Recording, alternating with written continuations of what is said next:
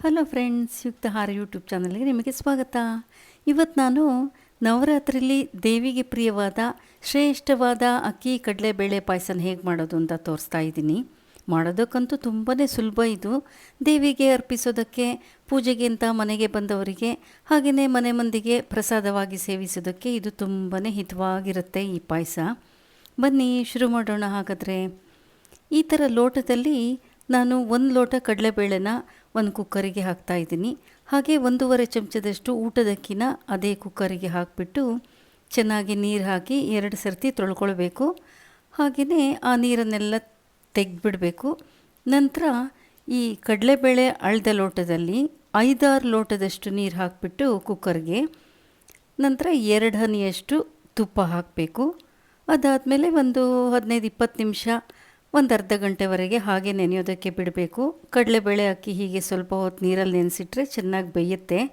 ಅದಾದಮೇಲೆ ಕುಕ್ಕರಿಗೆ ಮುಚ್ಚಳ ಹಾಕಿಬಿಟ್ಟು ಸ್ಟವ್ ಹೊತ್ತಿಸಿ ಸ್ಟವ್ ಮೇಲೆ ಈ ಕುಕ್ಕರ್ ಇಟ್ಟು ವೆಯ್ಟ್ ಹಾಕಿ 5-6 ವಿಷಲ್ ಕೂಗಿಸ್ಕೊಳ್ಬೇಕು. ಕುಕ್ಕರ್ ಕೂಗೋಷ್ಟರಲ್ಲಿ ಬೇರೆ ಪ್ರಿಪ್ರೇಷನ್ಸ್ ಮಾಡ್ಕೊಳ್ಳೋಣವಾ.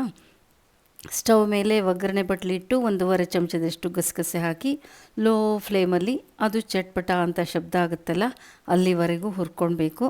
ನಂತರ ಅದನ್ನು ಬದಿಗೆ ತೆಗೆದಿಟ್ಕೊಳ್ಬೇಕು. ಗಸಗಸೆ ತೀರಾ ಬೇಡ ಅಂದ್ರೂ ಏನೂ ಪರವಾಗಿಲ್ಲ. ಮತ್ತು ಅದೇ ಸೌಟನ್ನು ಸ್ಟವ್ ಮೇಲಿಟ್ಟು 1 ಚಮಚದಷ್ಟು ತುಪ್ಪ ಹಾಕಬೇಕು. ಹಾಗೆಯೇ ಸ್ವಲ್ಪ ಗೋಡಂಬಿ ಹಾಕಿಬಿಟ್ಟು ಲೋ ಫ್ಲೇಮಲ್ಲಿ ಹುರಿಬೇಕು. ಮತ್ತು 1 ನಿಮಿಷಕ್ಕೆ ಸ್ವಲ್ಪ ಒಣ ದ್ರಾಕ್ಷಿ ಹಾಕಬೇಕು. ಎಷ್ಟು ಬೇಕಾದರೆ ಹಾಕ್ಬೋದು ಗೋಡಂಬಿ ಮತ್ತು ದ್ರಾಕ್ಷಿನ. ಈ ಗೋಡಂಬಿ ಹೊಂಬಣ್ಣ ಬರೋವರೆಗೆ, ಹಾಗೆ ದ್ರಾಕ್ಷಿ ಸ್ವಲ್ಪ ಉಬ್ಬುತ್ತಲ್ಲ ಅಲ್ಲಿವರೆಗೆ ಇದನ್ನು ಹುರಿದ್ಬಿಟ್ಟು ಸ್ಟವನ್ನು ಆಫ್ ಮಾಡಬೇಕು. ಈ ಗೋಡಂಬಿ ದ್ರಾಕ್ಷಿನ ಕೂಡ ಹಾಗೆ ಬದಿಗೆ ತೆಗೆದಿಟ್ಕೊಳ್ಬೇಕು. ಇದಾದಮೇಲೆ ಮಿಕ್ಸರ್ಗೆ ಸ್ವಲ್ಪ ಹಾಕ್ಕೊಳ್ಬೇಕಾಗತ್ತೆ. ಮಿಕ್ಸರ್ ಜಾರ್ಗೆ ಇದು ಹುರಿದು ತಣ್ಣಗಾಗಿರುತ್ತಲ್ಲ ಗಸಗಸೆ, ಅದನ್ನು ಹಾಕಬೇಕು. ಹಾಗೆ 1 ಲೋಟ ಕಾಯಿ ತುರಿ ಹಾಕಬೇಕು. ಅದೇ ಕಡಲೆಬೇಳೆ ಅಳ್ದಂಥ ಲೋಟನೇ ತಗೊಂಡು 1 ಲೋಟ ಕಾಯಿ ತುರಿನ ತಗೊಂಡಿದ್ದೀನಿ ನಾನು.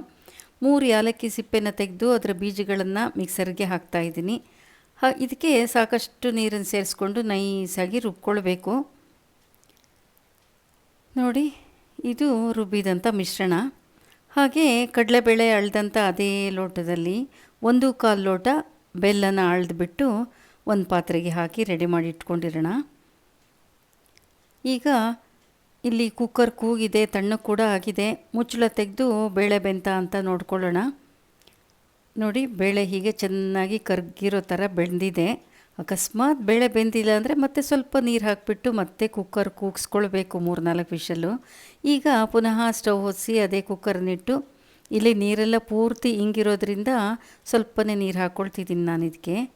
ಇದಾದಮೇಲೆ 1/4 ಲೋಟ ಬೆಲ್ಲನ ಅಳ್ದಿಟ್ಕೊಂಡಿರ್ತೀವಲ್ಲ ಅದನ್ನು ಹಾಕಬೇಕು. ಲೋ ಫ್ಲೇಮನ್ನು ಸ್ವಲ್ಪ ಸಣ್ಣ ಮಾಡ್ಕೊಳ್ಬೇಕು. ಇದು ಬೆಲ್ಲ ಚೆನ್ನಾಗಿದೆ, ಹಾಗಾಗಿ ಡೈರೆಕ್ಟ್ ಹಾಕ್ತಿದ್ದೀನಿ. ಬೆಲ್ಲದಲ್ಲಿ ಕಸಕಡ್ಡಿ ಇತ್ತು ಅಂತಾದರೆ ಅದನ್ನು ಸಪ್ರೇಟಾಗಿ ಸ್ವಲ್ಪ ನೀರಲ್ಲಿ ಕುದಿಸ್ಕೊಂಡ್ಬಿಟ್ಟು ಫಿಲ್ಟ್ರ್ ಮಾಡಿ ಇದಕ್ಕೆ ಹಾಕಬೇಕು. ಇದು ಹೀಗೆ ಚೆನ್ನಾಗಿ ಕುದೀತಾ ಇರಲಿ. ಬೆಲ್ಲ ಎಲ್ಲ ಚೆನ್ನಾಗಿ ಕರಗಿ ಅದ್ರದ್ದು ಹಸಿ ವಾಸನೆ ಎಲ್ಲ ಹೋಗಿ ಕುದೀತಾ ಇರುತ್ತಲ್ಲ, ಈಗ ಇದಕ್ಕೆ ರುಬ್ಬಿದಂಥ ಮಿಶ್ರಣನ ಹಾಕಬೇಕು. ಇನ್ನು ಸ್ವಲ್ಪ ನೀರು ಬೇಕಂದರೆ ಹಿಡಿಸಿದರೆ ಹಾಕ್ಕೊಳ್ಬೋದು. ನಾನಿಲ್ಲಿ ಮಿಕ್ಸರನ್ನು ತೊಳೆದಂಥ ನೀರನ್ನೇ ಹಾಕ್ಕೊಳ್ತಾ ಇದ್ದೀನಿ. ಅದನ್ನು ಕನ್ಸಿಸ್ಟೆನ್ಸಿ ನೋಡ್ಕೊಂಡ್ಬಿಟ್ಟು ಹಾಕ್ಕೊಳ್ಬೇಕು ನೀವು. ನೋಡಿ, ಇಷ್ಟು ಇದ್ದರೆ ಸರಿಯಾಗತ್ತೆ. ಕರೆಕ್ಟಾಗಿದೆ ಇದು ಕನ್ಸಿಸ್ಟೆನ್ಸಿ. ಇನ್ನೇನು ನೀರು ಹಾಕೋ ಅವಶ್ಯಕತೆ ಇಲ್ಲ ಇದಕ್ಕೆ.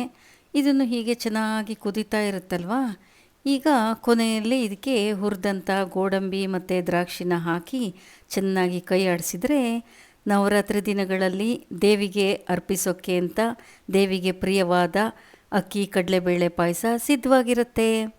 ಇದನ್ನು ದೇವಿಗೆ ನೈವೇದ್ಯಕ್ಕೆ ಇಟ್ಟು ಪ್ರಸಾದದ ರೂಪದಲ್ಲಿ ನೀವು ಇದರ ಸವಿನ ಸವಿರಿ. ಹಾಗೆಯೇ ನವರಾತ್ರಿಯನ್ನು ಇನ್ನಷ್ಟು ಮಧುರವಾಗಿಸಿ. ಫ್ರೆಂಡ್ಸ್, ಇದನ್ನು ಸರ್ವ್ ಮಾಡಬೇಕಾದ್ರೆ ಆ ಬೌಲಿಗೆ ಸ್ವಲ್ಪ ತುಪ್ಪ ಹಾಕಿ ಕೊಟ್ಟರೆ ಈ ಪಾಯಸದ ರುಚಿ ಇನ್ನಷ್ಟು ಹೆಚ್ಚಾಗುತ್ತೆ.